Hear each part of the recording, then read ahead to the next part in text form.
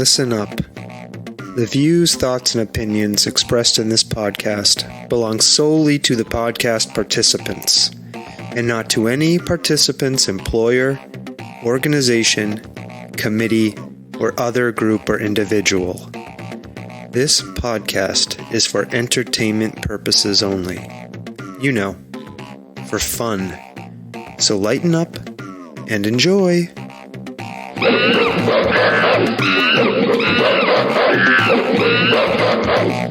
Stomping Jen. Sawtooth Frank. Here we are again doing the Soft Serve podcast.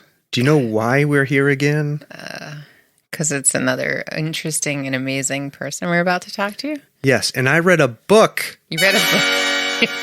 Yes, I completed a book. Thank goodness. Yeah, when I try to read books, I usually fall asleep. I don't finish them, but not this one. I ripped right through this one. And the book we're going to be reading about is Douglas Wolk's All of the Marvels, A Journey to the Ends of the Biggest Story Ever Told.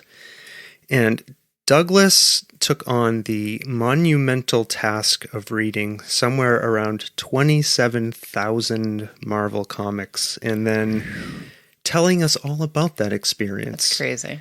And as a big Marvel fan, this thing was a real page turner, this book, and I cannot wait to talk about it. All right, let's do it. I just have to say, I learned so much from reading it, and I have so much more respect for Marvel now, and even like the MCU, the Marvel Cinematic Universe, like it like put a lot of stuff into focus for me. So anyways, I cannot wait to talk to Douglas about this on the other side of the intro.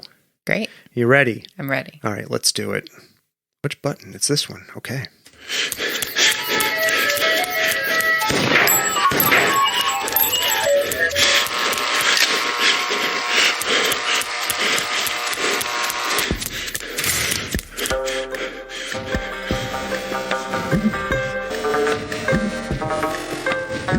The Soft Serve Podcast.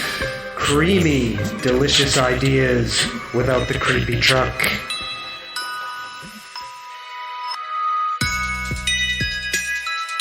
Stomping Oh, you're going to sing now? I'm going to sing to you again. It's my new superpower. You got your song mojo back? Yes, I did get my song mojo back. Is that your superpower? You know, I have a whole new concept of what superpowers can be after reading Douglas Wolk's book, All of the Marvels. And let's jump into it and say hi to Douglas. Hello, Douglas. Hello, Sawtooth and Jen. Hi. How are you doing? Hanging in there like a kitten in a 70s motivational poster. Yes. Your book was published on October 12th. And Indeed. You must be very excited after all of that reading and writing you did to create it. It took a long time. Yeah.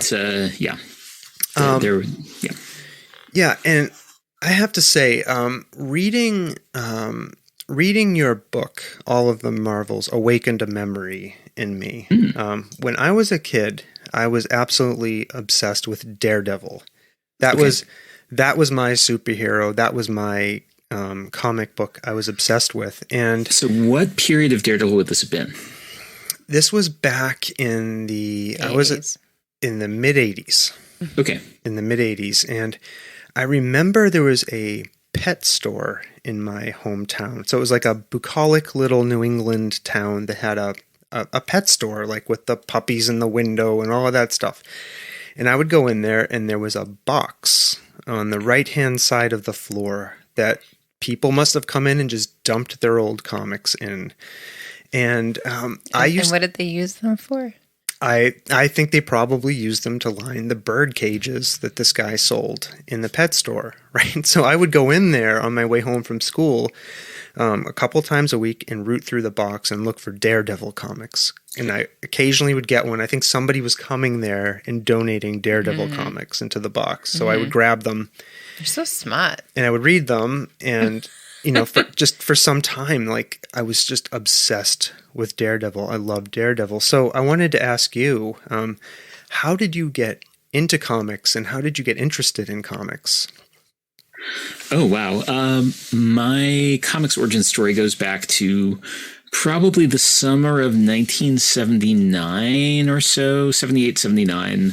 I would be visiting my grandparents in the summer, and there was a newsstand where my family would send me to like pick up the newspaper every morning, and they had a comics rack. And that summer, probably I picked up an issue of Green Lantern, Green Arrow, and read it a billion times in a row, decided that I needed to read more. It ended on a cliffhanger when I got home. I was like, oh, it says, next issue on sale the third week of August. It's the third week of August. Let's go to a newsstand. Let's go to the newspaper store and we can see if, and eventually they had the next issue. And then there was another comic that had that character in it. And then there was another one whose cover looked interesting. And then a few months later, I realized there was a store that sold nothing but comics that was a little bit further down the street. Oh my gosh. And before you knew it, I was helpless addict, like slapping my arm, mainlining everything. I was mostly a DC kid, believe it or not. Huh. There was a kid who was across the street from me who, in fact, had a stack of Daredevil. Gateway drug, I'm telling you. Had a stack, and so this would have been a little bit earlier. This would have been the Frank Miller stuff, and so he would read my Green Lanterns, and I would read his Daredevils, and I started buying more and more and more, and made the mistake of never stopping. Yeah. By the time I was 13 or 14, I was working in the comic book store. And then by that point, like once you're getting high in your own supply, it's all downhill from there. Oh my goodness gracious. When you said you were mostly a DC kid at that time, was it because you had tried reading other comic producers and you just weren't into them and those stories weren't grabbing you until you stumbled upon Daredevil? Or what was it about DC? No, I mean, I think it was more that was the kind of narrative ecosystem that really spoke to me. It was much more clearly defined. There was a little bit more of a kind of like unified visual house style at that point. There was weird stuff going on over the Marvel stuff. I mean, I enjoyed some of it. I would read it, and I started picking up Daredevil, and then I started picking up X-Men, and then I started picking up Spider-Man, and I liked it all. And it wasn't much longer before I discovered independent comics, and then Katie barred the door. That's so interesting. I liked everything. Yeah. Stomping Jen, you were always a fan of the independent comics, like the Vertigo line. That's not really independent because it was owned by DC. Oh, okay. But I was more into all the Vertigo comics that the DC produced. And then my brother would read DC. He read all like the Superman and the Batman. And my mother worked with somebody who could get her comics, and she would for years like just bring home comics for us. And it was awesome. There were a lot of, in the mid 80s when I was really getting into it, though, there were also a whole lot of independent publishers who were just groping around at what it might mean to make comics specifically for the direct sales market. Mm-hmm. I mean, the stores that sold comics only, and unlike newsstands, didn't have to deal with returns. So you could publish more experimental, more arty stuff because you knew if you sold it, it wasn't coming back. Mm-hmm. So, Fantagraphics, like Love and Rockets was happening at that point. Mm-hmm. Aardvark Vanaheim was publishing Cerebus and expanding into some other stuff. There's an amazing Californian publisher called Eclipse Comics that did really like lovely, interesting, smart, weird things. And there were so many different kinds of things, and it was a really lovely moment to be coming into being a comics reader and seeing just the enormous variety of stuff that there was out there. Yeah. And for me, I think I stopped at Daredevil. I never really got beyond it. And, as you talk about in your book, which we're going to get to in a minute, there are many entrance points into the Marvel universe and Marvel comics. And I think I kind of stopped and didn't go further because I started drawing my own comic strip at that point in my life. And I spent 4 years, with friends of mine, just every day drawing my own comics. And that's kind of, Go ahead. It's so super random because we were just talking about what comics I read, and I totally forgot that I had totally gotten into some line of comics, and I have no idea who made them. Yeah. But they were all based on a girl, and they were all gemstones. Do you know what this is? Was it Amethyst, Princess of Gemworld? Yes, that's what it was, and her name was Amy in the real world. Yeah. I totally forgot about it. So Amethyst was created by a friend of mine. Oh, cool. So no shit.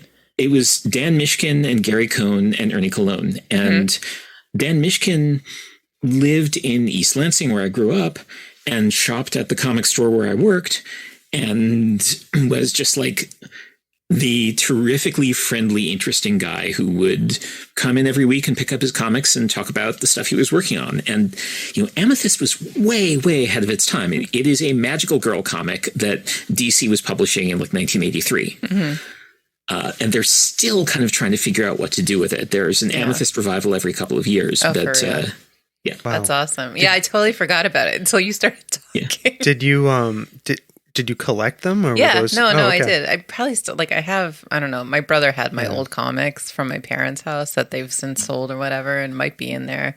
I had the first few editions of the Max, which I don't think was mainstream either. But that was not that they made into an MTV TV show. Yeah. The Max. Oh yeah, that's right. They did. Yeah.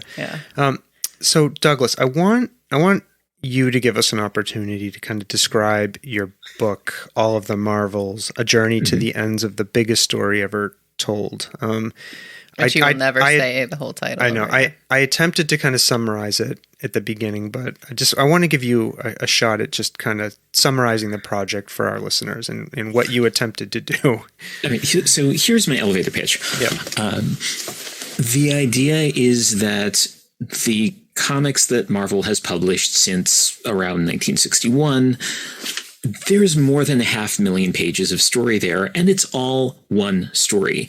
It is the largest continuous, more or less self-contained story that anybody has ever created. It is so big that not even the people who are making it have read the whole thing. It is not, nobody's supposed to read the whole thing. That's not what you're supposed to, so that's what I did.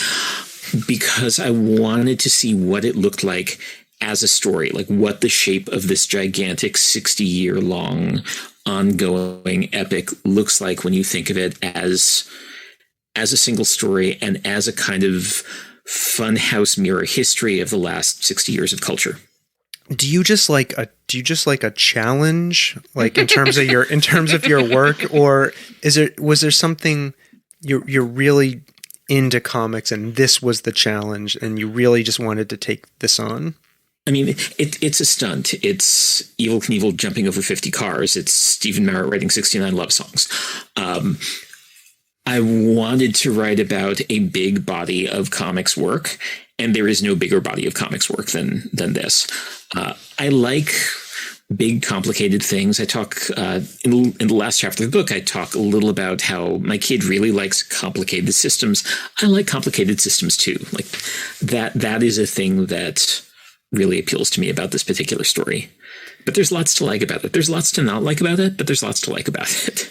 Yeah, I mean, we'll talk a little bit about some of the things that really struck me in going through the book. And I think, ironically, we may end up with a bunch of people after reading this book who do want to take on this project themselves, because I warn them against it. Don't do it. Because there's some really, I don't know, I felt there were some really profound takeaways that you grabbed from this that we're gonna talk about. How do you find them all? Right? That was not the hard part. Oh. So there's an awful lot of stuff that is on Marvel Unlimited, which is Marvel's kind of Netflixy all-you-can-read service. Mm-hmm. They don't have everything, but they've got a lot of stuff. Mm-hmm. And for the gaps, I had a bunch of things, friends had a bunch of things. Tracking stuff down was really not that hard. That surprises me, actually. Yeah, I don't know, because you hear about people who search for comic number blah blah blah, the the unicorn comic out there that everyone's looking for or whatever, because it was such a rare limited release or whatever. I mean, the unicorns, the super rare things, are almost all available digitally now. Oh, that's awesome. That's yeah. There are, I mentioned, I think there are a few comics that are actually lost that were published in some form but don't exist at all anymore as far as anyone can tell. Interestingly, most of those were originally published on America Online. Like Marvel had a digital comic thing through AOL, and there's a few of those that were serialized there, and now like Marvel doesn't have copy, creators don't have copies, can't get them on AOL anymore. They're just poof. And I'm assuming the internet time machine doesn't work for that. You can't go back and get those things. Yeah, no. I mean, people have dug up little bits of some of them. Yeah, but there's just like, this thing exists and it existed and maybe it's still out there somewhere, but who knows? Yeah, shrug emoji. In your book, All of the Marvels, you talk about how you read, and you just told us how you read a lot of these on digital tablets. And do you have any thoughts about reading a lot of these older comics, which were, designed to be read and held in your hand, in a printed form, versus reading them on a digital tablet? Do you feel like anything is lost reading them digitally? Oh God, yeah, absolutely. There's stuff that is lost. Given my preference, like I would always rather read stuff in physical form because it is the physical artifact that. There's so much stuff that is in the physical artifact that is not in the story and art as they can be reproduced digitally. There's the ads, there's the printing, there's the physical experience of the thing. There's a lot of kind of stuff that was designed to be part of the experience. Even when you read like 60s Marvel stuff, like the Jack Kirby and Steve Ditko comics, Kirby drew specifically for his work to be reproduced on newsprint with four color printing, kind of the messy coloring printing techniques that they had back then. Sometime back, DC published some of the stuff that Kirby did in the early 70s in sort of beautiful hardbound editions on slick paper, recolored, and they didn't look right. And then they tried republishing them on newsprint. High quality newsprint, like white newsprint, but newsprint. And suddenly, boom, they completely popped off the page. They look so much better that way. And so that's how they reproduce a lot of those comics now. Are newer comics designed and drawn to be read digitally? Do you know? Some of them definitely are. Yeah. Just this past week, Marvel introduced a thing on Marvel Unlimited, which is Infinity Comics. They had a thing called Infinite Comics a few years ago. This is different. It's Infinity Comics. But they are comics that are designed to be scrolled down on a mobile phone. Oh, interesting. That is how you read them. And some of the early ones are drawn for that. There's one of them is an X-Men thing that Jonathan Hickman and Declan Shalvey did that specifically happens in a gigantic vertical space. And then, like, it is designed for you to just like scroll up with your thumb and read it that way. And it's the work meeting the medium. And to some extent, that's what happens in comics that you can get as pamphlets too. People are constructing them with the idea that like, oh, you're also going to want to read this digitally. And we're also going to be collecting this in a book probably in about 6 months. So like a 5 or 6 issue chunk is going to be a satisfying unit of story.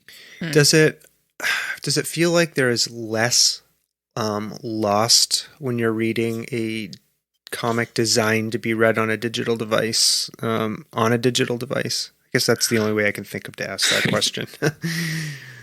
I mean, sure. There's not necessarily a single native format for comics anymore, but I like holding things in my hands. Yeah, I like the way that something can be designed for 2 facing pages, and then you turn the page and something happens. If you're reading panel by panel, you don't get that. Right. But if you're reading something that's been designed to be read panel by panel and it's been stuck onto printed pages, then you're just like, what are all these panels doing together? Why is it not giving me anything more when I'm looking at it as a page or as a 2-page spread? So when Marvel takes the older comics from the printed form and puts them into digital form, do they carry over the old ads too? Because when I heard you talking about the ads, I began thinking about a lot of the stuff in your book and some of the discussions about how some of these comics represent a time and a place in society. Yeah. And I feel like the ads add additional context around those ideas, you know? So I was curious if they reproduce the ads as well when they carry them over. Mostly they don't. Interestingly, every month or two, Marvel will publish a, quote, facsimile edition of some comic from the past, which will be an exact reproduction of the way it was originally published, except for maybe changing the price on the front cover and adding a line in the indicia saying, like, you know, facsimile edition or second printing. But it will otherwise be exactly the same, including the ads. And that's interesting. They just did one for the first appearance of Miles Morales. Which is extra fascinating because it is the most recent comic that they've done that treatment for, and having a facsimile of this thing that came out like 10 years ago that still has, I think, the same cover price and is now like a fantastically expensive white whale of a book. You see it, it's kind of odd to look at it and see how different comics are not now from 10 years ago. And I'm still like trying to understand what he just said. I'm sorry, I'm going back in my head, like how they're different now than they were now. Well, how they're not different now. The facsimile of this notable comic from 10 years ago looks and feels pretty much exactly like something that could be published now. Okay. So which is not something that you could say of, you know, a 1995 facsimile of something from 1985 or got it. Okay. 75 from 60. Thank you. I'm sorry. It's just like my brain wasn't working. I was like, what's going on? Yeah, no, I mean, I think these are good ideas to talk about. What it raises for me is the question, is this unusual? Have there been periods across the Marvel epic where change has been faster than a 10-year period? Like if you look at a comic from one point in time and then 5 years later, it's the form is radically different. Like yeah, definitely. I mean, the big change is obviously the first decade, 61 to 71. Yeah. Which is the Lee and Kirby and to some extent Ditko period, where Marvel goes from this kind of fringe company that's publishing a bunch of monster comics and a bunch of comics about teenage girls and young professional women to a superhero comics company. And just everything about their presentation changes during that time.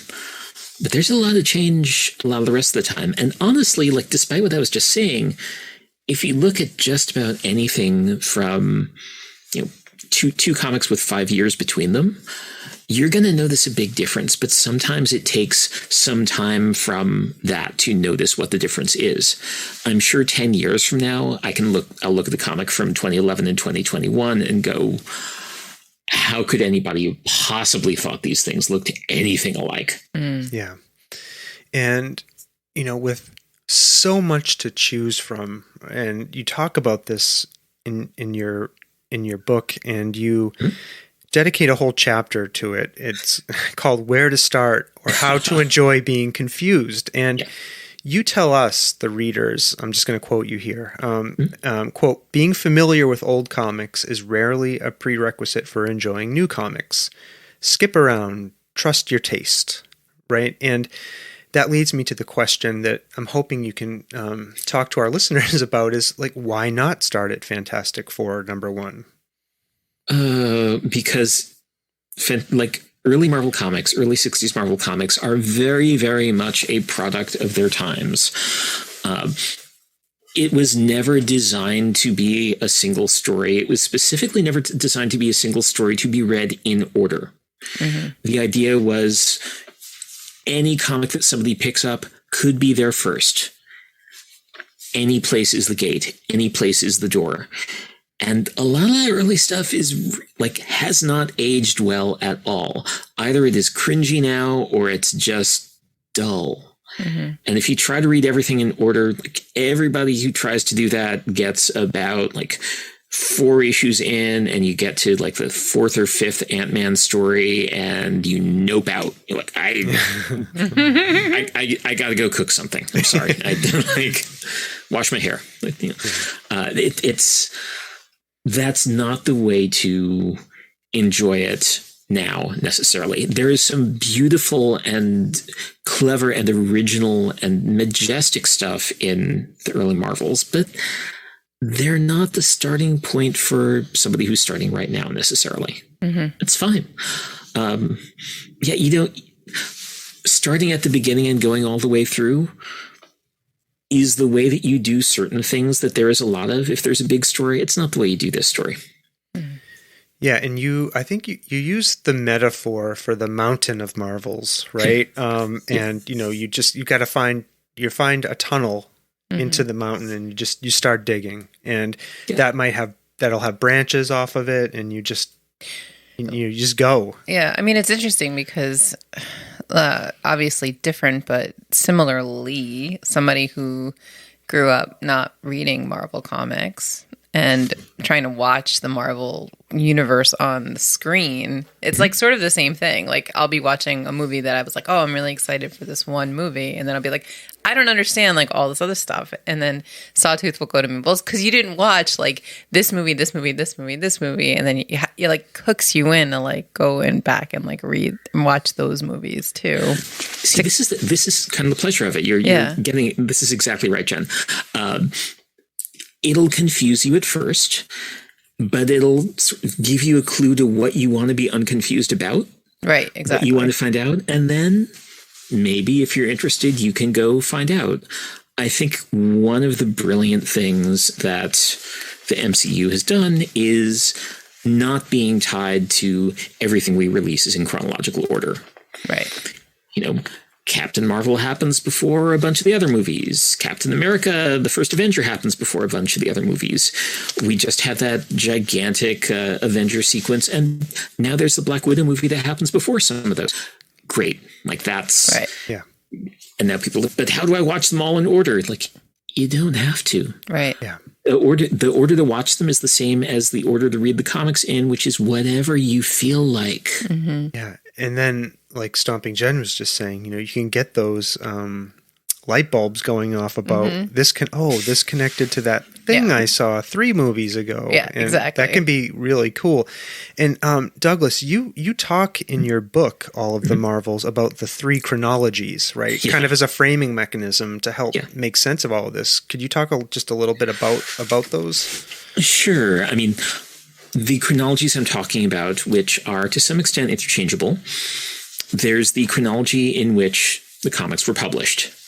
Something comes out one month, next issue comes out the next month. Pretty straightforward. Yep. There is the chronology in which events within the story happen, which is different because multiple stories are going on simultaneously. Maybe one is before another one. It'll all shake out eventually. Sometimes there'll be a little continuity insert. This is a Spider-Man story that happens during the Spider-Man stories that were published in 1965. You're fine. You'll get this. And then the really important one, the most important one, is the order in which you experience the stories.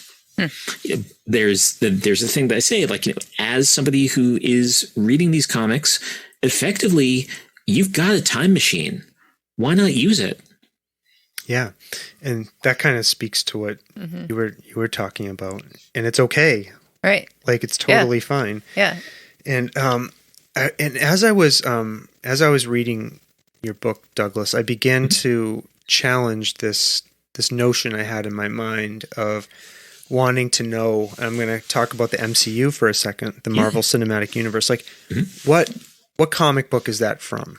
As I began to read through your book, and you do this really great job of using like specific issues, and you talk about specific comic book issues to kind of try to illustrate some of the points you're making as you go along.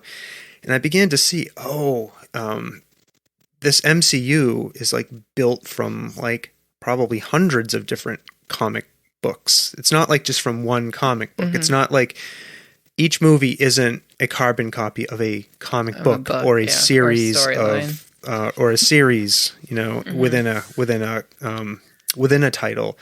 It's like assembled from all different places. Well, that keeps it new and fresh. I can imagine for somebody who's read the comics, right? I mean, it's raw material that the MCU gets to draw on because it's working in a different medium.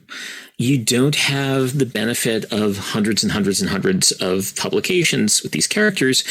You do have the benefit of moving pictures and voice and sound and that kind of visual immediacy. You don't have the benefit of Jack Kirby's drawing hand, David Aja's drawing hand,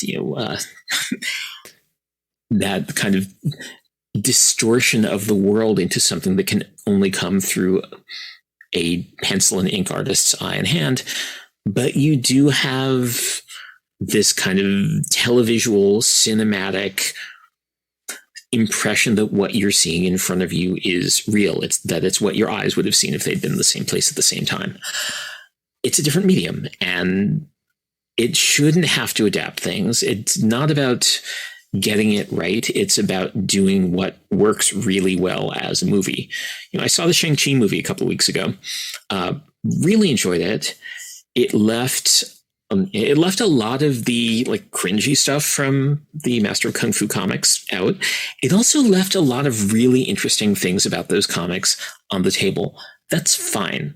There was so much going on in that movie already. Like, it took what it needed to be a fascinating, fun, interesting, attention-grabbing movie in 2021 from those comics. Great. Into it. Yeah, and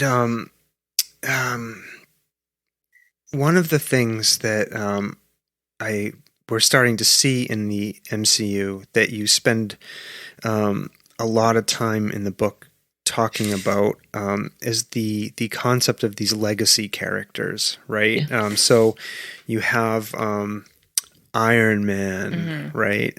Captain America. Now, they're starting in the MCU and the TV show, like with Hawkeye, to begin playing with transitioning those characters into new people within. There's new Captain America, right? And he's not white, right? And Iron Man is going to be probably a woman. Same with the new Hawkeye, right? And this was something that was really controversial in the printed comics, and there's a legacy of people getting really upset about all of this. Yeah, there's a legacy of jerks getting really upset about it. Yeah. I mean, the idea of legacy characters is not a new thing. It goes back really to the 1950s so by the late 1940s, superhero comics were way out of fashion. They were the thing that we used to like when we worried about Hitler. There were relatively few superhero comics still being published, like Superman, Batman, Wonder Woman, all DC. Captain Marvel for a while, published by Fawcett, not the Marvel Captain Marvel, the big red cheese Shazam Captain Marvel. And that was really it by the early 50s. In 1954, I believe, DC Comics starts reintroducing their old superhero characters, but they're not the same as they were. They are legacy versions of it. They are new characters playing the role of the Flash and the role of Green Lantern and so forth. The role of the Atom, the role of Hawkman.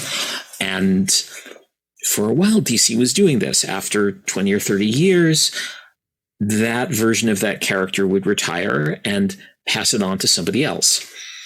And when Marvel eventually starts doing this and gradually, slowly gets the idea, maybe we can pass these roles on to people who are not the same, like 15 white dudes this time. Which, yay. So we're seeing more and more of that, but it's not the legacy, the passing on of the role is not a new thing. And honestly, I think it's really useful to keep comics fresh, to keep the characters fresh. I mean, I love Miles Morales. Yeah. He's fantastic. I think in a lot of ways, like Kamala Khan, Ms. Marvel, is even more the Peter Parker of right now. Yeah. like teenage superhero trying to find their way in the world. That is the Spider-Man formula that has been just moved over to Kamala Khan, and it works great. Yeah, and I learned this from Douglas's book, Stomping Jen. Kamala Khan kind of did something new and brought a new idea to the superhero. It's not that you as a superhero are good and you're, fighting for the good embodied within you. It's your actions are good. Like good is a thing you do in the world you put onto the world. It's not necessarily about a internal characteristic that you have as a hero. And that was was it a revolutionary idea? I don't want to put words in your mouth, Douglas. I don't know if it's a revolutionary idea. I think it's a really beautiful one. G. Willow Wilson, who's the writer who wrote like the first 40, 50 issues of Ms. Marvel, said that her editor, Sana Amanat, challenged her when she was writing the first couple of issues, like, you need to have something that crystallizes this character. You need to have your with great power comes great responsibility moment. And what she came up with was the phrase, good is not a thing you are, it's a thing you do. Which it sounds really simple. It is really straightforward in a lot of ways, but it goes to the heart of what that particular character is. And it means that character has like a really well-defined core, which means you can now use that character in all kinds of situations and they'll make sense. And that's an idea that might make Steve Rogers, Captain America, say, what do you mean? Like, I'm good. I am the representation of good, from a American political perspective. I don't know. There was notably a big Captain America storyline just a few years ago that played with that idea and got a lot of people really head up. Mm-hmm. I don't know if you heard about this, the Secret Empire thing. Mm-mm. This is the second Secret Empire story. So premise of this story is Steve Rogers has for a little while been out of the picture. Sam Wilson, as in the comics, has taken over. He is Captain America now. There's a series called Sam Wilson, Captain America. Oh no, people gasp. Who is this mysterious black guy who has only been like working with Captain America for 45 years worth of comics? And what is he doing? I think one of the first collections is named after a reaction that people were having to this online, which is not my Captain America.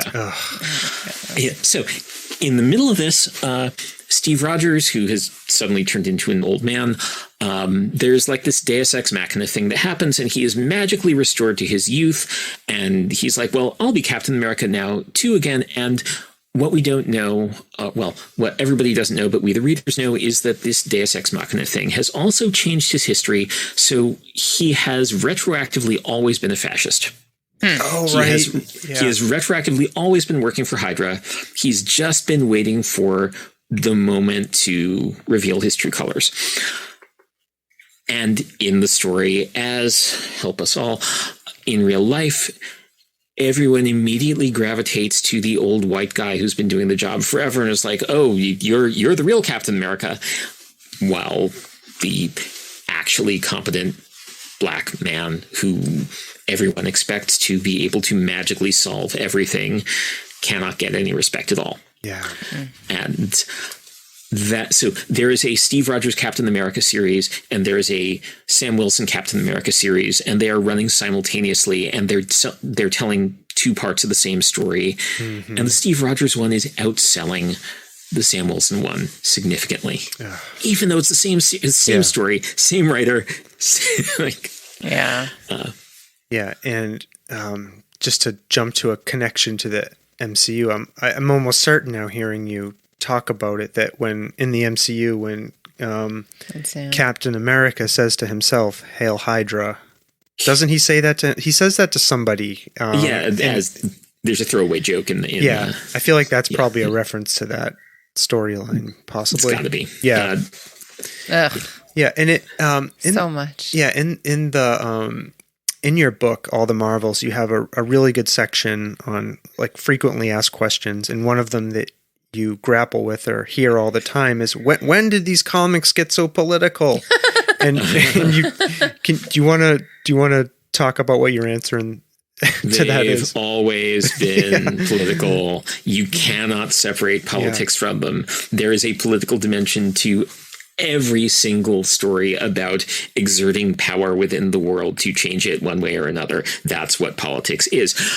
The cover of the very first issue of Captain America is Captain America punching Hitler in the jaw. Mm-hmm. That issue was published at the end of 1940, a year before Pearl Harbor. Captain America was created as an explicit argument to get the U.S. into World War II. Yeah. Yeah. And go ahead. Sorry, I know we're not talking about this at all, and it has nothing to do with the book. But I can't help but think about the series The Boys. I don't know if you've seen it. Yeah. Where this concept of superhero in the world as being bad, like that they're portrayed like as marketing tools, right? Like so, but they're really like projections of capitalism. Yeah. I don't know why my mind's going there. And that is based on a comic series written by Garth Ennis, who has done a bunch of like Marvel and DC stuff. He's a very, very interesting writer, but is very, very cynical about the whole concept of superheroes in general, except for Superman. Garth Ennis loves Superman. Bless him. Yeah. I love Superman too. You do love. Oh yes. Are we going to talk about your obsession? Well, it's no secret, and I know he's a DC character. I absolutely love the Henry Cavill portrayal of Superman for some reason. I don't know what it is. I think he's like aesthetically a perfect Superman. I liked Zack Snyder's take on the character. There's just so much I loved about it, and it talks about some of the stuff we're talking about here in terms of like these characters are reinterpreted over time, and they get new representations as we go along. And right now, like there are folks talking about making a Superman movie in another universe with a black Superman, and there are a bunch of people up in arms over that. It's ridiculous. Yeah. And I wanted to. We've talked about a couple of the writers of the comic books, Douglas, and the one I think that pops into everybody's mind probably is Stan Lee.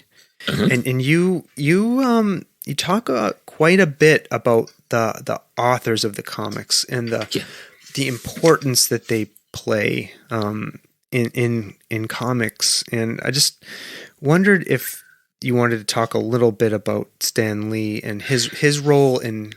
He had a particular role in transforming the medium with his approach to them. He did. And one thing I kind of want to clarify first is I try to avoid thinking of comics writers as their authors. Okay. Because they're different things. If you deal with prose writing a lot, writer and author are the same thing. It's the person who comes up with the words, and that is the book, that is the article, that is the magazine, that's the whatever. That's authorship. Comics authorship works real differently. The person who creates the story is at least as much an artist as a writer. So they occupy often different roles within the creation of a comic.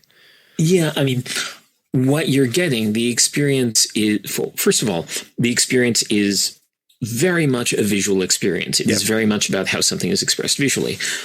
And in fact, in the case of early Marvel stuff, the question of who's writing it is a really big question.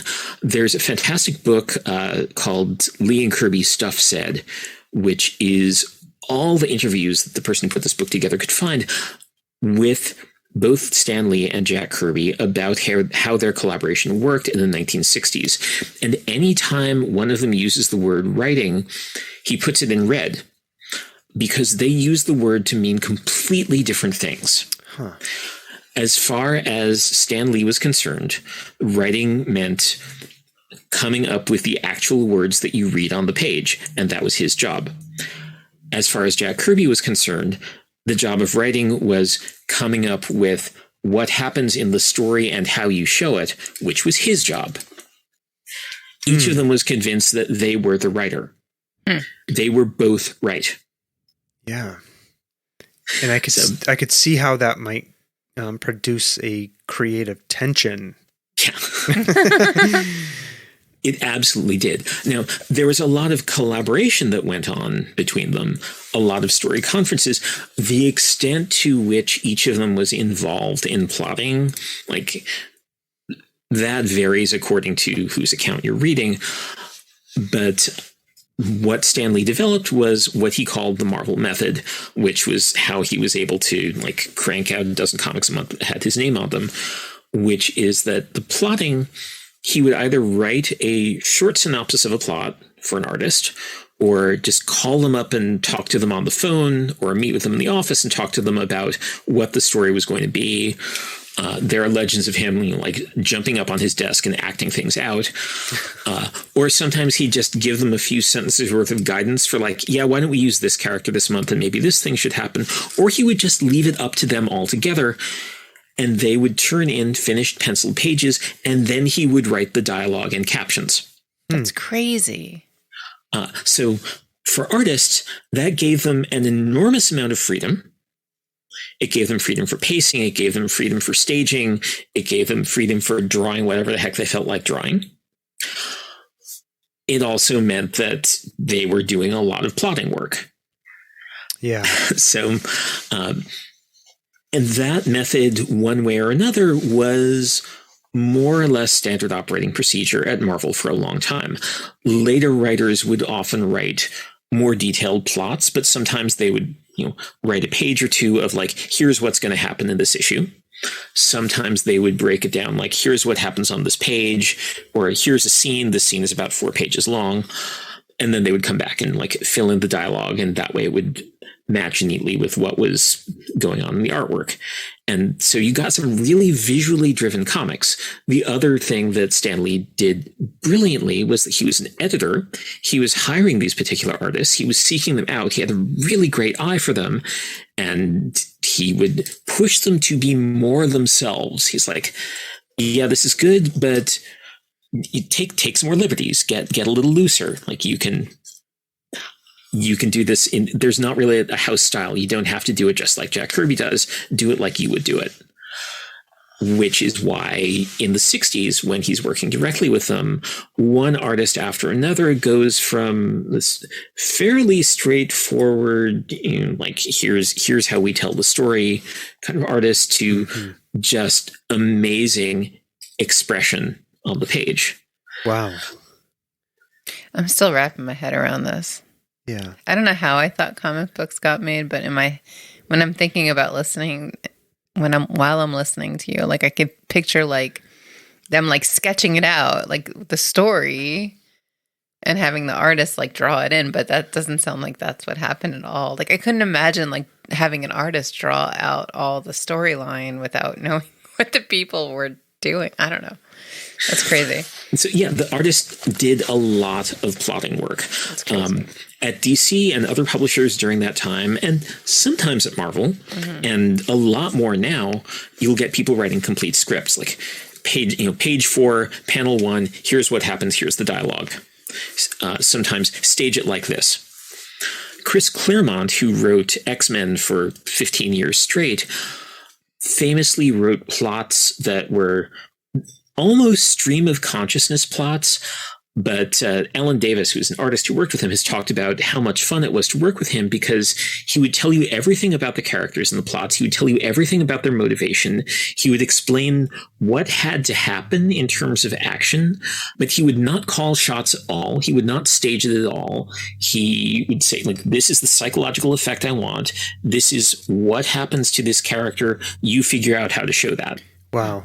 It sounds like an amazing amount of freedom as an artist. Yeah. As a person drawing the image. Yeah. That's crazy. And also a lot of work. Yeah. Right.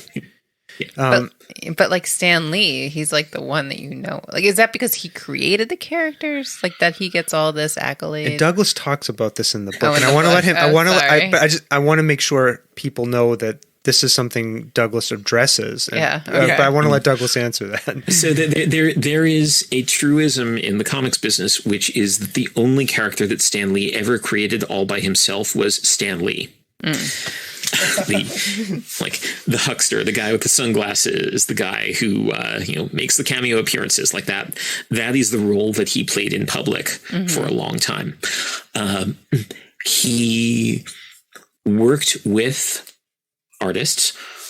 The artists came up, in some cases, we know a particular artist came up with a particular character. Like Doctor Strange, that's Steve Ditko. There is a letter from Stan Lee in 1962 to a fan where he says, like, we've got a new feature coming out, Doctor Strange. It was Steve's idea. There are a few cases where it gets really ambiguous. Daredevil. Who created Daredevil? That's a real good question. We know that Jack Kirby did the first drawing of his costume, but Bill Everett drew the first issue and designed most of the characters. And Stan Lee wrote a lot of that issue, but actually the costume that we think of as being Daredevil's costume, the red thing, didn't happen until about a year later, and it was Wally Wood who came up with that. But if you're talking about Daredevil as we know him now, who's the guy who's in Hell's Kitchen, and he's this tormented Catholic, and he's got Wilson Fisk or the Kingpin as his enemy, and that's Frank Miller. That's stuff from the 1980s. So who came up with him? Good question. Thor. Kirby drew the first Thor story. Lee plotted the first Thor story. The dialogue in the first Thor story was by Lee's brother, Larry Lieber. Iron Man, there's 6 or 7 different people who at some stage contributed something really significant to what we think of as Iron Man. Who created it? It was a collaboration. Yeah, and that is so interesting because I think a lot of us, I'm not including you, Douglas, obviously. You've done your research. Stomping Jen and I are probably walking around thinking Stan Lee created all of these characters. And it goes to a quote I wrote down here from your book, and it's a critical but loving quote too, which is that, you describe Stan Lee as a con man who delivers the goods. Yeah. That's a line from an interview with John Romita, who drew Spider-Man for a while when Lee was writing the script. And John Romita says, Stan was a con man. Everybody knows that, but he did deliver. Who ever heard of such a thing? A con man who gives you what he's promising. That's crazy. Yeah. And there are artists who fell out with Lee. Jack Kirby was furious at Lee by the end of his career. He was like, I came up with all that stuff, and I've never seen Stan Lee write a thing in his life. And if you think of writing the way that Jack Kirby did, that's not totally unfair. Yeah. Yeah. But he has to have been some kind of catalyst, though, right? Like part of the magic potion, right? Yeah. Yeah, I think I mentioned, I think of it as Daryl Hall and John Oates, One of them is the person who's the really, really gifted, creative, inventive one. And then there's the one without whom the magic doesn't happen. Yeah. And that's kind of Stan Lee's job. So one fascinating thing about Lee, even in the 70s, he was the person that people working at Marvel would go to when they had come up with some kind of creative problem. There is a great story that's in Tom Spurgeon's biography of Stan Lee, where Jerry Conway is talking about how, sometime in like 73 or 74, he went to Stan with Len Wein, who was his editor, and said, so we have a problem. We need a name for this character. Johnny's designed him. He looks great. He's got this fantastic like skull and crossbones thing. And Stan's like, okay, so what's this guy's deal? Like, well, he was a Vietnam vet, and then his family got killed in mob crossfire, and now he just like hunts down criminals to like punish them for what they've done. And Lee looks at the thing for half a second and goes, he's the Punisher. That's and right. I go, of course he's the Punisher. Yeah. Okay. Yeah, that's amazing. And these, and I love how you use the characters in your book, all of the Marvels, to kind of frame this gigantic 500,000 page story, right? And to kind of like break down some of the themes and the big storylines. And I want to talk about some of those characters. And what I want to, and I'm not asking you to give away any of the secret sauce in the book. I want people to read this book. It is a testament that I finished a book. And I know a lot of the people who listen to this show are into comics and popular culture like me, and you will love this book. Get it. It really, I'm sorry. It blew something open in my mind about this Marvel stuff. Like in a way I didn't understand. Well, Douglas, I may have sent you a link to a panel or something we did with a bunch of people on, we had a conversation about, I think, it was about WandaVision. Yeah. I had on these super fans, and they were referencing this stuff from this comic and that, and talking about Mephisto, and I had no idea. We were totally lost. But after reading your book, I was like, oh, okay, I get it now. Like that now I know why they said that thing, because all this stuff is happening that I didn't know, and this is connected to. Anyways, so. You kind of start off this character-driven framing of the greater Marvel story with Spider-Man. Yeah. And there's like a key reason why at the time I think he was different from other characters. And I just wonder if you want to just talk about that just a little bit. See, I was scared you were going to ask me why there's no Daredevil chapter, which a number of people have asked me. Oh, but I didn't think to ask that, but let me scratch that. No. I'm curious what your take on what's special and different about Spider-Man is. I mean, one of the things I learned from reading the book was that Spider-Man is it's not looking for a father figure per se, right? But a lot of his, we don't know what happened to Peter's father, really. Like I think eventually we do, but like when the story opens, like when we're introduced to Peter, and a lot of his nemeses are these father figures that end up like turning against him, right? But like Doc Ock and whatever. Yeah. But Peter, Peter and Spider-Man are their characters. Was something blinking over there? Yeah. Sorry, I didn't mean to distract you. That's fine. Peter is somebody who struggles with being a superhero, right? He's like not entirely comfortable with it. He's also a teenager. He's also a kid, yeah. And it's a story of somebody trying to grow up, right, with these two identities. Like he's an adolescent, and he's not even an adult yet. His prefrontal cortex isn't formed, and he's all of a sudden a superhero. Yeah. I mean, you say a lot more about Peter and Spider-Man in the book, but those are sort of kind of the big takeaways for me with those two things about him. Yeah, it is. Spider-Man, for its first 8 years or so, is very much how is this kid going to grow up? Yeah. How does a boy become a man? Yeah. How does an adolescent become an adult? He has lost his birth father. Now he has lost his surrogate father figure, and it's his fault, he feels. how is he going to deal with this? How is he going to integrate himself into the world? And like that is a classical story form. That is a Bildungsroman. That is a coming of age story. Yeah.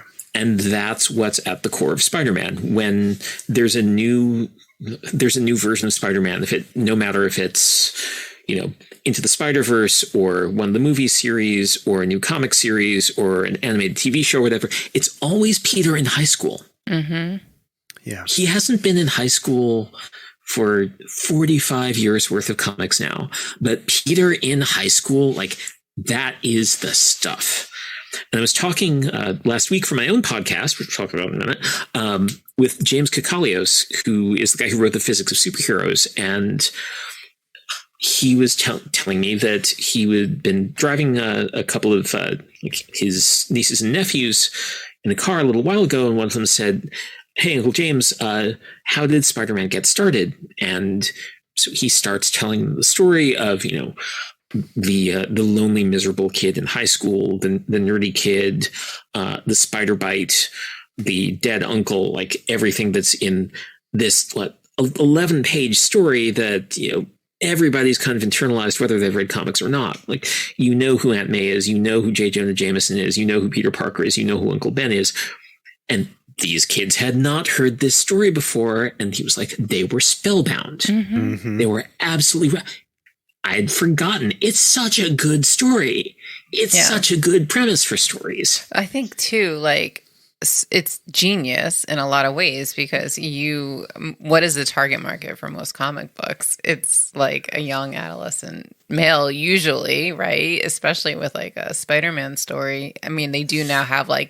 Well, let's put a pin in that. Yeah. But I mean, I'm just I think about that could be, it's such like an easily translatable thing. Like I had read something about the Twilight series and about why they're so popular is because young girls reading these books can put themselves into that character of Bella, like the main character. They can see themselves in that character reflected back to them. And I can imagine that Peter Parker might be the same in some ways, but I don't know. Yeah. And Peter Parker, as you see him in that first story, he's a jerk. Yeah. And he is on his way to becoming an awful adult. There's a bit at the beginning of the story where he's walking away crying for the kids who are teasing him, and he's thinking one day they'll be sorry they laughed at me. Yeah. That's not how a hero to be talks. No. That's how a villain talks, right? It is. And there's this amazing story that 15 years ago during crossover House of M, so alternate reality, we get to see a version of Peter Parker where everything has always gone right for him. Aunt May is still alive. Uncle Ben is still alive. He's married to Gwen Stacy. They've got a kid. Everybody loves him. He's a beloved superhero and a beloved pro wrestler and a beloved actor. And he's probably having an affair with Mary Jane, who's his co-star. And he's just the worst person. Nothing ever went wrong for him, and he just turned into this dreadful adult. Yeah. And it's amazing. But what you were saying about the young, the boys, the adolescent boys being the audience for this, that wasn't always the case. Mm-hmm. Comics at some point after the early 60s became first aimed gradually at a slightly older audience, as Marvel and others noticed their audience was growing up with them. They noticed that people in colleges were reading their comics. People beyond colleges were reading their comics. And they aimed up. And the story grew up with them. Also drifted away from the girls. In 1961, 1962, Marvel was publishing a ton of stuff with women protagonists, girl protagonists, stuff aimed at women and girls. It was not yet superhero stories because they weren't publishing superhero stories at all yet at that point. But they were publishing Linda Carter, Student Nurse. They were publishing Millie the Model. They were publishing Kathy, the Teenage Tornado. They were publishing a couple different romance comics.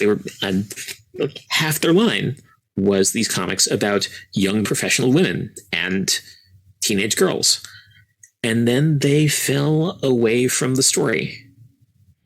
and eventually started to make their way back. But there's this whole kind of undercurrent of like, where did the women go?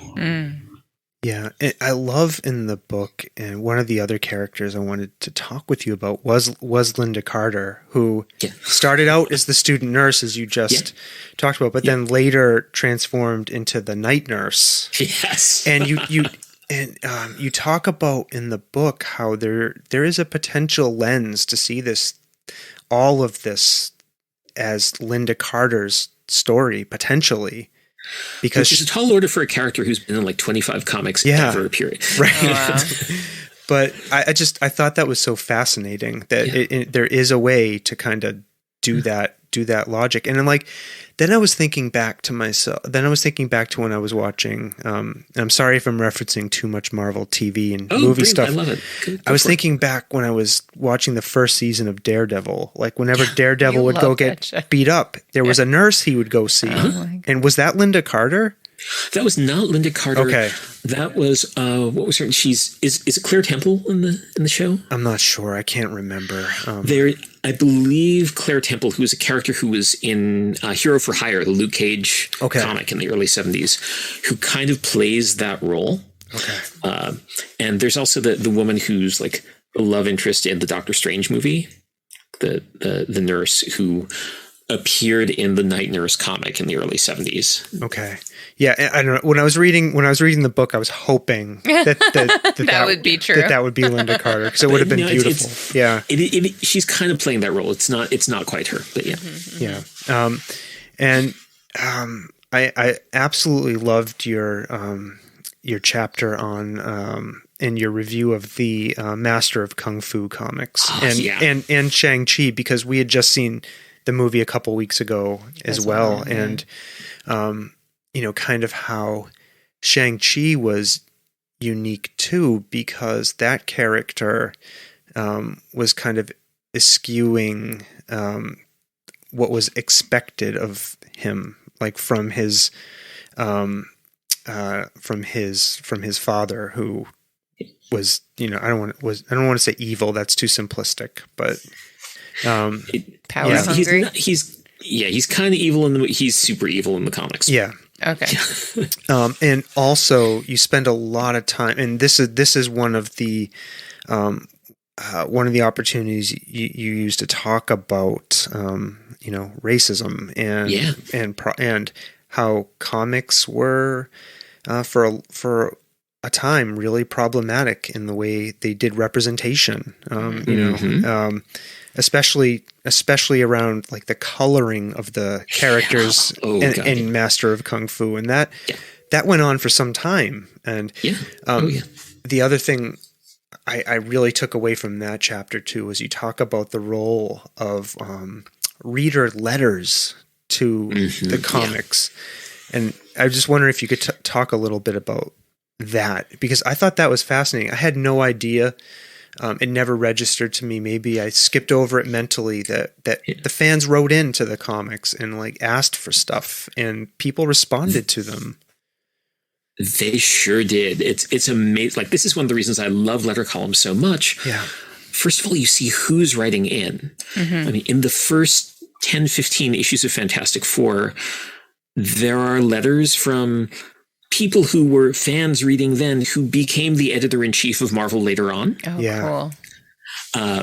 There is a letter from young George R.R. Martin. It was like 14 years old. It was the first thing he ever published. It was a letter to Fantastic Four about how great Fantastic Four is. He was still George R. Martin then. He hadn't put the second R in his name yet. There's a letter, I think one of the first letters to Amazing Spider-Man is a guy named Buddy Saunders, who then started Lone Star Comics, which is like the biggest mail order comics business in America to this day.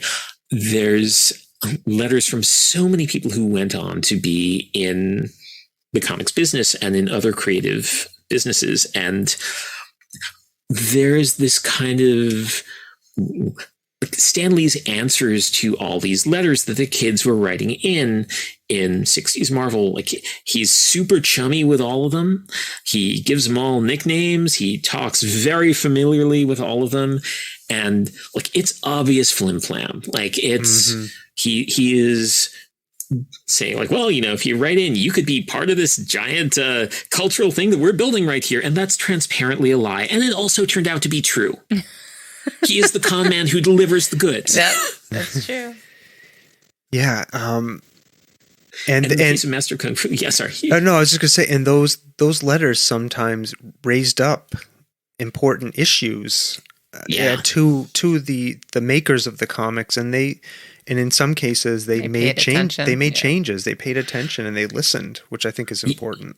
Yeah, the Master of Kung Fu thing. I mean, in particular, there's a guy named William F. Wu, or Bill Wu, who was the person whose letters were published in Master of Kung Fu more than anybody else. And he was obviously a giant fan of the comic.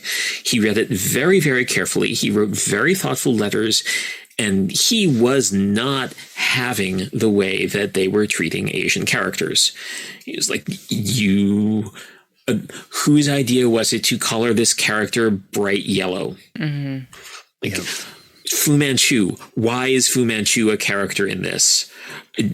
Absolutely, this is just a poisonous character, and I know it's built into the concept of this thing, but it just absolutely wrecks it for me. Yeah.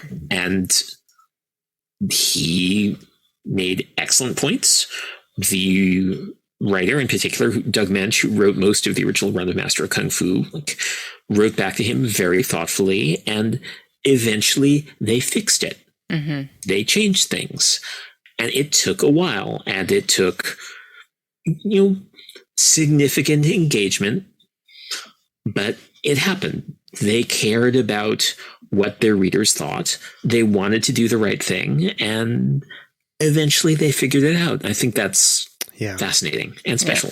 And I think it also has it connects up in time to what we see now as kind of the contemporary tradition of fan feedback to makers of comic related properties, like the Restore the Snyder Cut movement. I know that's not Marvel, but I'm just saying, like, that wouldn't have happened if maybe there wasn't this historic tradition of fans giving feedback to comic book makers. Yeah, very possibly. That's a good thought. Yeah, I loved that was such a good chapter. I mean, thank you. Yeah, it was, and then, oh man, then the chapter on the X-Men and the role they play in the Marvel universe, and in terms of the big ideas, the metaphorical representation that they are, for the LGBTQ plus community, for other underrepresented people as well. I highly recommend folks, get Douglas's book. And I mean, for that chapter alone, I think it just was really powerful for me. Thank you so much. Yeah, I that chapter went through so much revision over so much time, that trying to get it right. And I sort of wish I had been able to include what's been going on with the last 2 years worth of X-Men, which is just fascinating. Like, they are some of the best superhero comics I've ever read in the last 2 years. And they have taken the mutant metaphor, the idea of mutants as not specifically any kind of person who gets othered, but as a way to tell in general stories about what happens to subaltern communities, and really run with it in absolutely amazing ways. Yeah.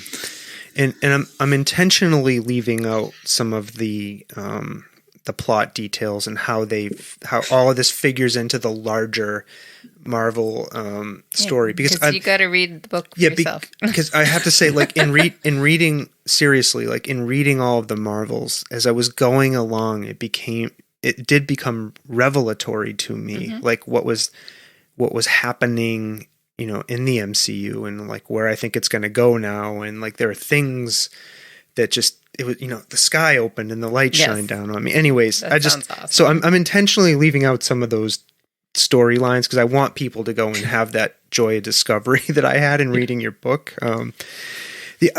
Another thing I took away from all of the Marvels that I loved was how Thor has changed over time and what Thor represents. I loved that Thor started out as a businessman with with a suitcase, right? Like he's a doctor.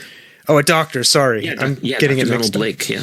That's crazy. Sorry, I knew I was bound to get some of the things mixed up. I think it's so interesting. But too. yeah, he was just a regular he had an alternate identity, not how we see Thor in the current representations. Right. Yeah. Sorry, go ahead. No, I was just thinking about comics and their place in literature history and just in general in like our own our own collective social constructs of like mythology and how mythology for kids, I think every single kid for the most part, maybe not every single one, but like goes through this period in their lives where they discover like Greek and Roman mythology and they like become obsessed with it for a very short or longer period of time. Yeah. But like comic book heroes are like an extension of mythology, right? It builds this world, right? World building and all of that. I don't know. Because like Thor is like straight up like mythology. Yeah, he is straight out of the Eddas. He's straight out of the Norse myths. Right. And there's a lot of stuff that, one thing I love is that within the Marvel Universe, every body of mythology is just some interesting stuff that happened a while ago that somebody wrote down. Mm-hmm. Yeah. Like it's all true. Yeah. Every bit of it. Yeah. And awesome. One of the other, I love also, and we see this in the movies too, but Thor and the idea of worthiness, right? Yeah. Like this, in order to wield this power, you have to be worthy. Yeah, and in some ways it is maybe somebody like Ms. Marvel is an antidote to that too, right? Because Thor's all about my internal qualities, right? I have to be worthy to be a hero. Right. Where Ms. Marvel, Kamala Khan, is like, my status as a hero is about the good I put into the world. Mm-hmm. And I thought those were really interesting juxtaposition. I think you do talk about that a little. Yeah, a little bit. Yeah. Yeah, I love that. And Thor is my favorite character. I'll have to say that right now. He's my favorite. More over Daredevil? Yeah. I love Thor. So I really want to know like what the Daredevil comics were that were the ones that hooked you. Oh, God. Do you remember anything about the characters or the? I don't, but what I can tell, and sorry, this is going back so long. And like I said, I abandoned them after about a year of obsession. Okay. And I haven't gone back to them. But you did like the TV show. I loved that TV show. I know. But the thing that hooked me about Daredevil, what I can tell you kind of emotionally was its darkness and its tone. And I love the drawings. I loved the imagery of Daredevil, silhouetted sitting on a ledge, his horns, I loved that really intense visual imagery and just the darkness. It didn't feel like any other comic book I had ever encountered before. It wasn't like Superman, which was at least at that time, I think, or like brighter and brighter colors, more vibrant, more hopeful. Mm-hmm.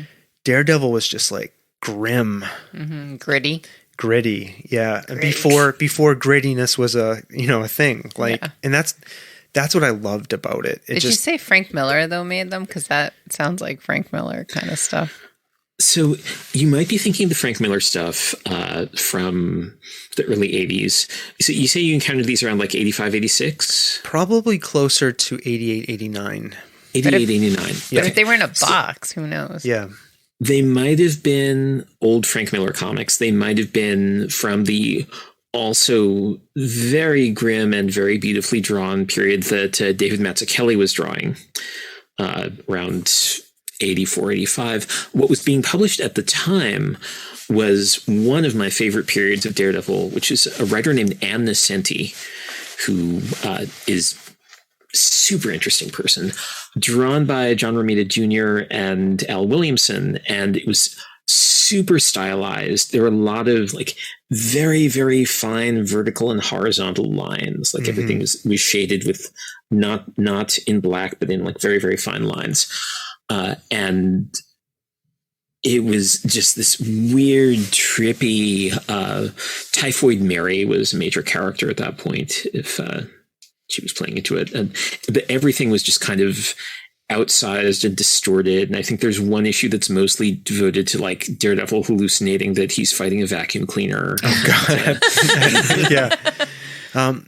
Yeah. Does that sound like what you were reading? But as the old Frank Miller stuff somebody left in the box. But as we're talking, like I think I loved his powers. I loved that he was blind, and one of the things I loved about his costume is that it covered his eyes, right? And there was this sense of, like danger to me when he jumped off of something, and I loved his weapons. I loved like that he took his cane apart. Right, and it became anything about there. Became these two things that he could throw, and I love the drawings of the cane flying through the space. Like, just it. I don't know. It's just something about it at that time in my life. It just drew me to it. Okay, that's awesome. Yeah, and that he hurt people. I mean, I didn't love that about it, but he hurt people, and that was new to me in terms of the superhero genre. Like he had no qualms about hurting people and like badly. Yeah. I mean, we're used to that now, right? Like we see it, we see that a lot now. But for me, encountering that at that time in my life, that was new. Yeah. So there's can I take a second to plug my podcast? By the way? Please do. Yeah, yep. Sure. So I've been doing a podcast called The Voice of Latveria. It is so. Are you familiar with Dr. Doom, the Fantastic Four enemy? Yes. Dude with the mask. Yes, and after reading your book, I now have a really good sense of how important that character is. Yeah. The book may give a slightly outsized sense of how important he is, because I think he's fantastic. So Dr. Doom is the ruler of a tiny Eastern European country called Latveria. So my podcast, The Voice of Latveria, is ostensibly a Cold War era propaganda broadcast from Latveria, with news and features and so forth. The main feature in each episode is me interviewing a different person every time about one of the comics that has Dr. Doom in it. And we're going through in not Marvel continuity order, but the order that Dr. Doom experienced events, which is different because Dr. Doom has a time machine. So it's going through all of Doom's stories in order, and ostensibly it is talking about those, and really it's talking about whatever my guest feels like talking about. I think one of my favorite episodes so far, I had Alex Ross on as guest, not the comics artist Alex Ross, but the classical music historian Alex Ross. And we were looking at some issue of Invaders where there's like a 2-page scene of Hitler going to see a Wagner performance, and we're like, let's talk about Wagner's music and its role in Nazi Germany. And that is what I got Alex Ross to talk about for 45 minutes, and it was amazing. That sounds awesome. I'm going, right after we're done, I'm going to subscribe to it. Thank you. That sounds awesome. The Voice of Latveria. The Voice of Latveria. Yeah, voiceoflatveria.com is its home. Yep. Sweet. Find it, people, and subscribe to it and listen to it, especially if you are into these comics like I am. Yeah. See, a couple other ones that really stood out to me that I just wanted to touch base with you on. Was I learned a lot about Black Panther and some of the big ideas that Black Panther represents in the Marvel universe. Which and you kind of get this in the movies, and I haven't read any of the Black Panther conflicts, but just that like T'Challa's main loyalty is always to his people, to his kingdom. Right. Right. And Wakanda forever. well, yeah, exactly. Wakanda forever. I got that movie. I got that quote from the movie. Yeah, but Sorry. is there anything else? Is there anything you wanted to say about Black Panther in particular? It's Black Panther took a while to figure out what it was about. Yeah. But what it's become is kind of a comic about government. T'Challa is a king. Yeah. When he acts in the interest of Wakanda, that is when he succeeds. When he acts in any other interest, even the interest of being a superhero, quote unquote, that is his failure. What he is the ruler, he is the state. There is also the very big question of why the most advanced nation on Earth and most technologically advanced and most socially advanced nation on Earth would have a hereditary monarchy as its ruling system. And Ta-Nehisi Coates, the political writer, has been writing Black Panther for the last 4 or 5 years and has really kind of gone deep on that particular question.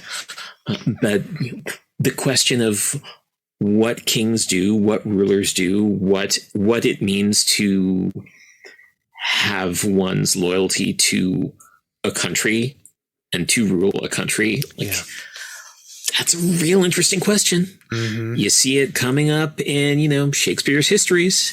You see it coming up in all kinds of other kinds of historical things, and Black Panther has become the vehicle for that. And I think that's a special thing about it. Yeah. And that kind of goes along with some of the stuff you were talking about in the book about the Dark Reign series, right? About governing, right? And you talk in the book about how the Dark Reign comics are one of the best works of fiction you've seen about the Donald Trump administration. And I'm gonna quote you here: the one that most accurately captures the slow grinding despair and tension of that period in American culture. And that hit me right in the chest. And notably, the other half of that is that Dark Reign was published during the first year of the Obama administration. Wow. It is it is a comic. It is a series of comics, actually a whole kind of system of series of comics about what creeping totalitarianism does in government. At a moment when that wasn't quite as much a thing that we had to worry about. But and that's a spicy meatball. And you know, I think you do a really good job of kind of framing that for us in your book, All the Marvels. I have to say, and I'm just going to mention it briefly. Like, you talk a lot, and in the storylines in the series that the Avengers are in appear throughout the book, and they're as you say, they are the struggle for everything, right? Throughout the Marvel universe, right? They're involved in very big picture ideas across, I think, all of the epics mostly, right?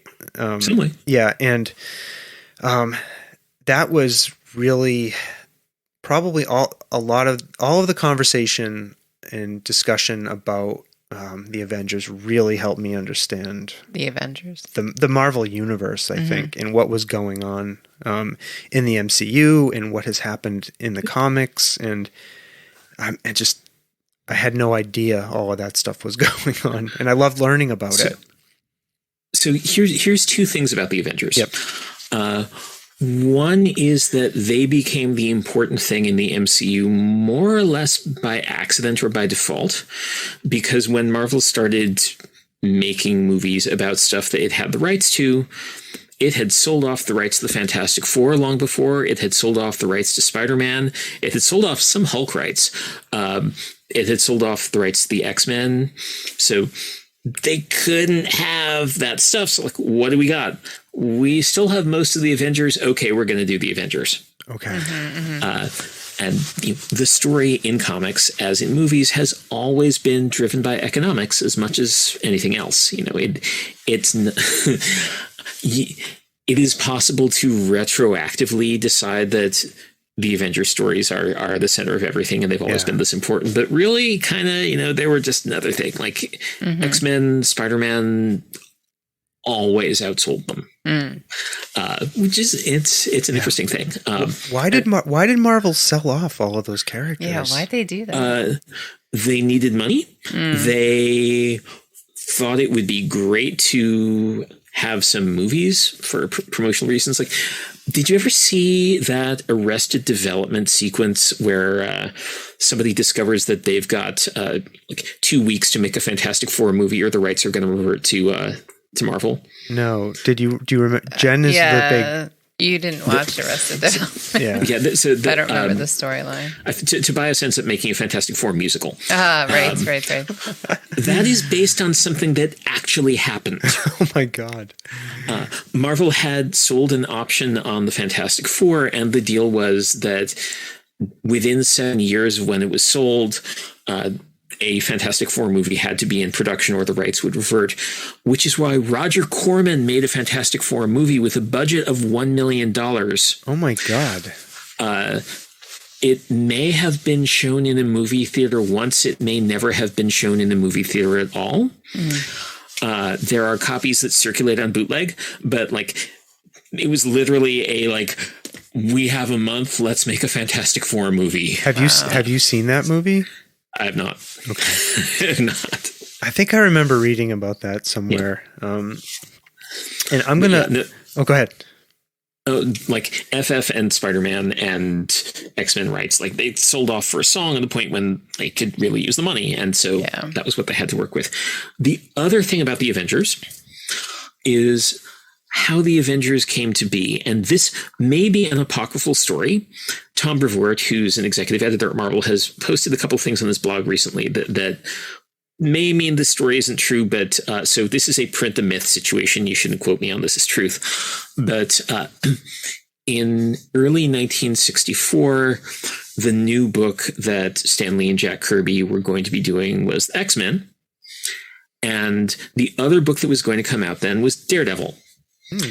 And Bill Everett was so late drawing the first issue of Daredevil that it got to the point where we're going to be sending something to press in a week. We have a spot reserved in press in a week.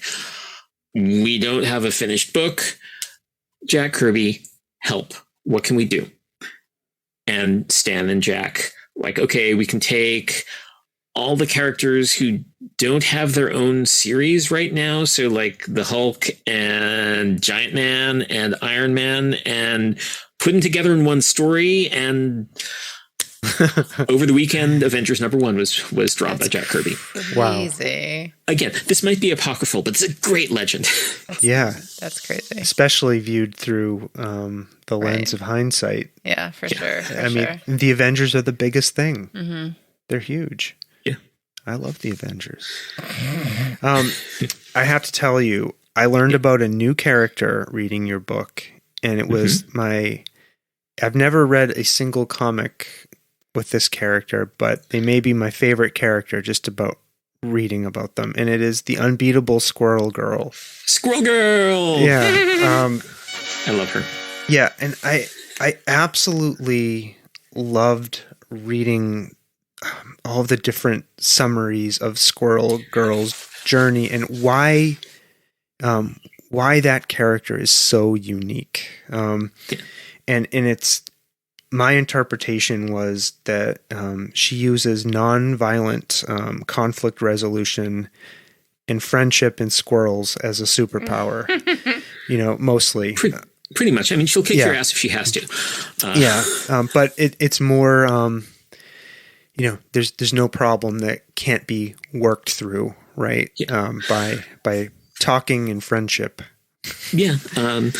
She's incredibly good at creative nonviolent conflict resolution. Like, she really wants to make sure that everybody's needs get met and, find out what's actually motivating them and what they actually need, and ends up befriending Kraven the Hunter, and Galactus. Yep. She makes friends with Galactus because that's what Squirrel Girl does. And I love her solution for dealing. I'm not going to spoil it, for dealing with Doctor Doom.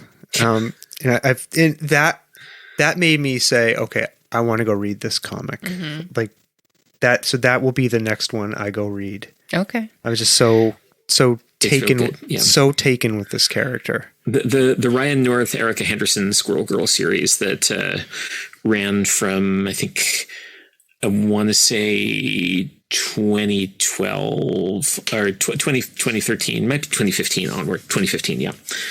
2015 to like 2020. Like it is just a joy, and it's hysterically funny, and it's super sweet, and yeah, I love it to pieces. What was the you were going to tell us about the soft serve? Oh, a character called Soft Serve in Marvel. Yes, in which, indeed. Watch out, Marvel. We're going to get our team of lawyers after you. Oh my gosh. Yeah. No, we don't have any lawyers, by the way. So Soft Serve has appeared in comics. She has not been named in comics. There is an artist named Bob Quinn who has recently been drawing one of the X-Men titles, Way of X. And Bob Quinn did a sketch a few years ago that I think he posted on Tumblr somewhere of a New Mutant character called Soft Serve, and just drew this like spunky young woman saying like, "No, Professor Xavier, you know what I do? I poop ice cream." Oh God. I poop ice cream better than anyone. Oh my gosh. And so that's Soft Serve was her name. And so he's been drawing Wave X and drew a crowd scene a few issues ago where there's just very, very, very tiny in the background. Soft Serve is offering a cone to somebody in the background who's just recoiling. Oh, God. That's hilarious. That's like the Squatty Potty commercials. Oh, right. Oh, it's hilarious. The other chapter of your book that I loved, and it wasn't because it was the I loved the whole book. I did love the whole book. If that's not obvious, I'm so glad. You talk about trying to pass along your love of Marvel Comics to your son, Sterling, and you describe very beautifully how you kind of found a way into the mountain of Marvels, right? That met Sterling where he was at, right? To engage his interests. And I was just wondering if you could tell us just a little bit about that experience for you, because it was beautifully written, and thank you. I want other people to hear about it. I mean, he and I had always looked at comics together, but he had no interest in superhero comics. Like which is fine. Like there's plenty of other kinds of comics that we could bond over. That I was figured, okay, this is my thing. It's not going to be his thing. And then I got invited to teach a class on the history of American superhero comics, and I put together a PowerPoint for it. And he was like, "Oh, can I see that?" And I said, "Sure." And then he saw that, like, oh, it's all about drawing these lines between these different things. This is a system. And that's the thing that his particular mind glommed onto, just the way that parts of the story all connect to each other and speak to each other in their moment and across decades. And that is what he discovered he liked, and that was his way into it. And, you know, we still read comics together as a family all the time. We read like an issue every night together. That's our thing. That's awesome. I got to throw that out there. Douglas, the book is done. It's out there. People can read it. It is. What comics are you still reading? Are you burnt out? I assume you're not trying to follow every single thread anymore. I mean, I'm keeping up with an awful lot of them. Like I said, like pretty much all the X titles right now, like the X-Men books. There's a book from 2019 called House of X, Powers of X that kind of set off this whole line of, like, there's 10 or 12 different titles that are all running right now. So I'm following all of those right now.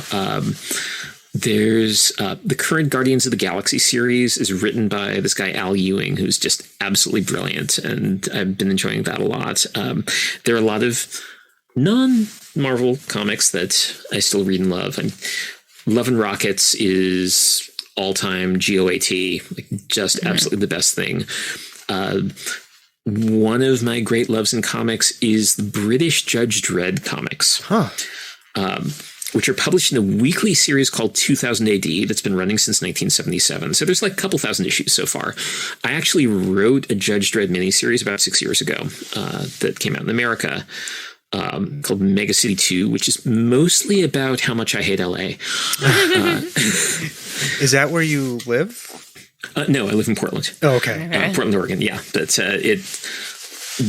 it's about my really uncomfortable relationship with Los Angeles and turning that into a science fiction cop story, basically.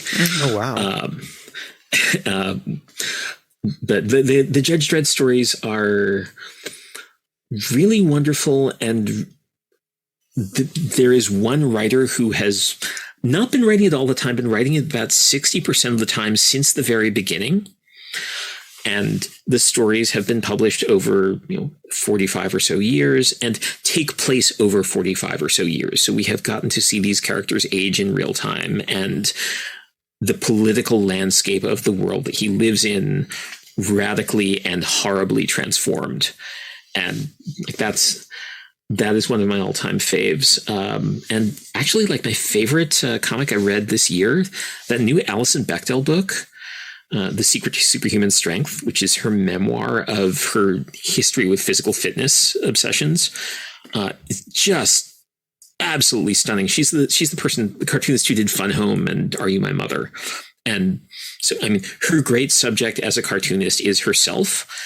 And there are very few people who can do 3 books about themselves that are absolutely riveting, but Alison Bechdel has done it. I feel like I heard an interview with her somewhere on NPR or on a podcast somewhere. I'm sure, yeah. Yeah. I mean, Fun Home is amazing if you've never seen that.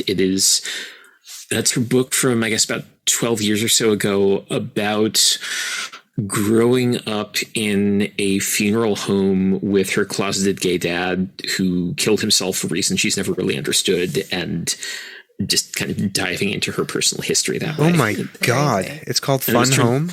Fun Home, as in short for funeral home. Yeah. And it's a musical on Broadway now. Oh, crazy. Oh, man.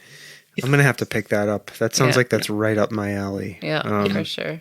Okay. We're going to transition into our last 2 questions. So what, before I do that though, I can hear Stomping Jen. What? It's reminding me to ask you, is there anything we didn't cover that you wanted to make sure we touched on? I'm good. This was delightful. Okay. Oh, well, thank you. It was great talking I with think you. you could have talked to him for another 5 I know. hours. I'm looking. We at are already over the time limit that we set out for ourselves. I'm looking at the clock and realizing we've gone an hour 45, and I feel like I'm cutting myself short. So it's okay. Maybe we can have you back and we could dive even deeper or something at some point. Okay. So. Okay. So when you're not reading, thanks, Stomping Jen. Comics, yeah, and writing about them, or working, like, what do you like to do to connect with yourself, get recentered, kind of just get back to Douglas? So my little vice that I indulge in is logic puzzle magazines. Huh. Like the cheap newsprint, like Dell logic puzzles. Like when I'm stressed out, I'll pull out one of those and just solving that for 10 minutes. Like that centers me. Yeah, cool. You like those logic puzzle things. I like the New York Times spelling bee. Also playing ukulele. Ukulele playing fun. is the other thing I do. Yeah. Nice. You can't see it on the podcast, but I'm holding up my invisible ukulele. Oh, that's awesome. That's pretty. Is that electric? Does that have a? No, it is a transparent plastic uke. That's so cute. It's a real thing. Yeah. Nice. Can you play any comic book hero theme songs on that? Oh, good Lord. No, I do have a song about X-Men that I made a little video for. I'll send you a link to that. Okay, we'll put it in the show notes. Okay. Awesome. That would be awesome. All right. What was I had a question I wanted to ask. Oh, I was just going to mention we have a friend who's collects ukuleles. Yeah. Yeah. She has like 10. Yeah. Somewhere around there. Yeah. Yeah, they're so varied. I had no idea they were so broad in their spectrum of colors. Spectrum of construction. Stuff. Yeah. All right. Yeah. Okay. Last question. And we ask this of everyone who comes on the podcast. You can interpret it any way you want. You can have no answer. You can have a long answer. What have you experienced that you cannot explain? And I know that's coming. I know that's coming out of left field. Yeah, it is coming out of left field. What have I experienced that I cannot explain? Okay, here's my favorite story about this. Okay.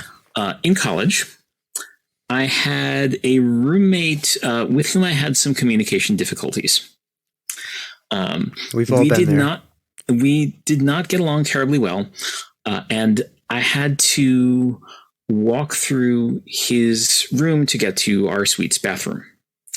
And I was DJing at the radio station at that point, doing a lot of late night shifts, so I'd have to come back late at night. One night I came back and discovered that the doorknob to our room was missing. He had removed the doorknob. However, it just happened that day that I had been out on campus, the other side of campus, and seen a doorknob lying on the ground and thought, a doorknob. I better pick that up and put it in my backpack. You never know when it might come in useful. Oh my God. It was not my doorknob, but it was a doorknob and it worked and it opened the door and I went in and went through his room to get to the bathroom. And when I came out again, he was like, "How did you do that?" Oh my God. Oh man. That is the thing I've experienced that I cannot explain. That's so funny. The universe let me do that, Buster. Yeah, for sure. Yeah. That's awesome. Thank you for sharing that. Yeah. I appreciate it. Yeah. You're so welcome. All right. Stomping Jen. Yes. Douglas Wolk. Yes. Author of All of the Marvels, A Journey to the Ends of the Biggest Story Ever Told. Available on Penguin. Thank you. Thank you for talking with us. Yes. I told Stomping Jen I was so excited. I know because I love this stuff. Super excited to talk to you. And we could talk more, but we can't. But people have time restrictions. Yes, that we need to be savvy to. And so, Douglas, thank you. I want to encourage people to find Douglas. Get the book. Get All of the Marvels. Find Douglas's podcast, The Voice of Latveria. Okay. Find that, subscribe to it. Okay. Download, listen to the episodes. I have a list here. I'm desperately searching for it. You can find Douglas other places too. You can find him on the web. He has a website, douglaswolk.com. There's an Instagram for All of the Marvels. Okay, Great. It's at All of the Marvels. Douglas is on Twitter, at Douglas Wolk there. And the book, get the book. You've heard me say it a million times already on this podcast. I loved this book. I love the book. I don't think you love the book. I mean, really, it was, I don't know how you did it, from reading 27,000 comics to writing this book, but I think people are going to love this thing. So thanks for talking about it with us. Okay. You're so welcome. Thank you. All right. Douglas, we have a tradition here when we end. We just like to go around. We didn't say goodbye to our listeners. Oh, well. He's so enraptured in this conversation. I am. Stomping Jet, help I'm going to tell our listeners that we love them because I remembered them. I wrote Stomping Jen I slipped her a note, actually. No, that's what happened. There was no note slipped. Anyways, we love you. No. So if you like this episode and all of our episodes, share. Yep. Tell a friend about us. Subscribe, download. Leave us a review. Leave us a review on this Apple Podcasts, okay? Mm-hmm. We love reviews. Mm-hmm. Now we have a tradition when we say goodbye to people. All right. Douglas, I have permission to end the podcast. So what we like to do, we like to just go around and say bye now. Now, our last one we recorded, I went last. So oh, yeah?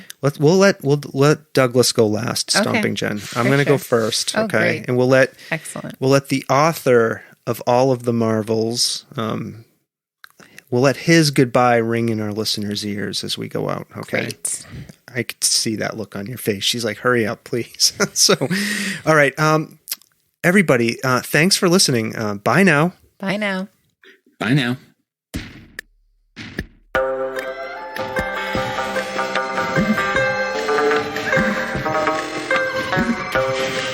This world of ours, ever growing smaller, must avoid becoming a community of dreadful fear and hate. Those who have freedom will understand also its heavy responsibility. That all who are insensitive to the needs of others will learn charity, and that the sources, scourges of poverty, disease, and ignorance will be made disappear from the earth. And that in the goodness of time, all peoples will come to live together in a peace guaranteed by the binding force of mutual respect and love. I shall never cease to do what little I can to help the world advance along that road.